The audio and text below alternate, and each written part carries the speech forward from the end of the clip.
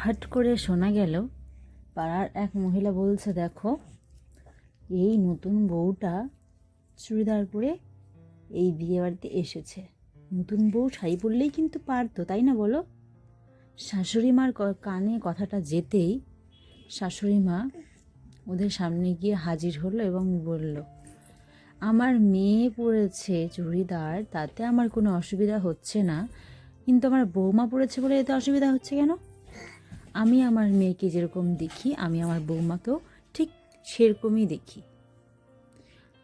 ও আমার বাড়িতে বউ হয়ে এসেছে বলে যে বউয়ের মতন থাকবে সেরকম না, ও আমার বাড়িতে বউ হয়ে এসেছে কিন্তু ও আমার বাড়িতে মেয়ের মতন থাকবে।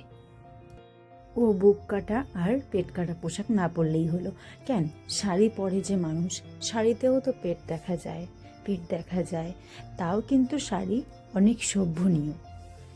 কিন্তু ওকে আমি বলেছি যে ও সব কিছু পরতে পারে, churidar, jeans, sari, long skirt সব কিছু পরতে পারে, আমার কোনো অসুবিধা নেই।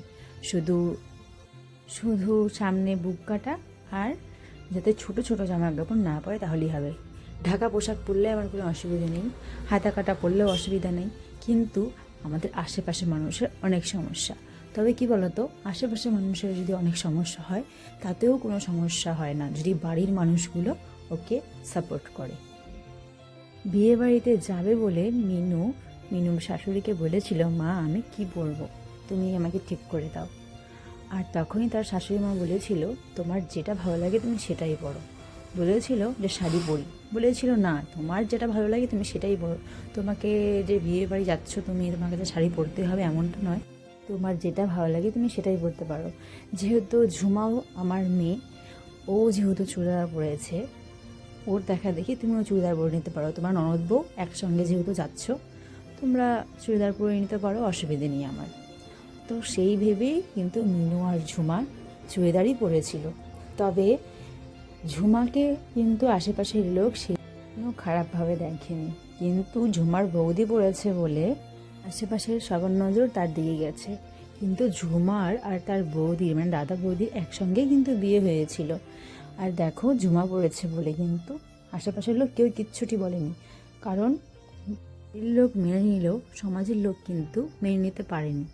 তাতে কিন্তু মিনুর শাশুড়ি মার কোনো আপত্তি নেই, কোনো যায়ও আসে না। মিনুর শাশুড়ি মা মিনুকে আরও আশ্বাস দিয়েছে, আরও বলেছে যে তুমি আরও বেশি করে পড়বে, ওদের যদি কোনো সমস্যা হয় তাতে হোক, আমার কোনো সমস্যা নেই। যাই হোক, মিনু কিন্তু খুব খুশি। মিনু এক প্রকার ভয়েই ছিল, কারণ আশেপাশের লোক যখন ওই বলা শুরু করেছিল তখন কিন্তু মিনু খুবই ভয় পাচ্ছিল। তাই মিনু এখন খুবই খুশি যে আশেপাশের লোক যাই বলুক না কেন, কিন্তু বাড়ির লোকগুলো তো আমাকে মেনে নিয়েছে, আমার চুড়িদার পরা মেনে নিয়েছে, এতেই সে খুশি। দেখো বন্ধুরা, তোমাদের সঙ্গে গল্প করতে করতে আমার সারাদিনের কাজকর্ম শেষ। এখন কিন্তু সন্ধ্যা প্রায় হয়ে গেছে আর আকাশটা অন্ধকার করে এসেছে। মেয়ে ঘুমিয়েছিল, মেয়ে উঠে পড়েছে। এখন একটু ঘর দুয়ারটা ঝাড়টার দিয়ে কিন্তু সন্ধ্যাবাতি দিয়ে দেবো।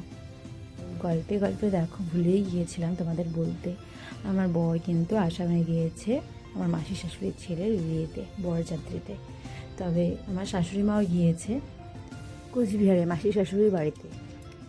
দেখো এটুকু ক্লিপ কিনে দিয়েছি। তবে গল্পটা তোমাদের কেমন লাগলো সেটা কিন্তু একটা কমেন্ট সেকশনে একদমই ভুলবে না। লাইক, কমেন্ট, সাবস্ক্রাইব করে আমার পাশে থাকবে।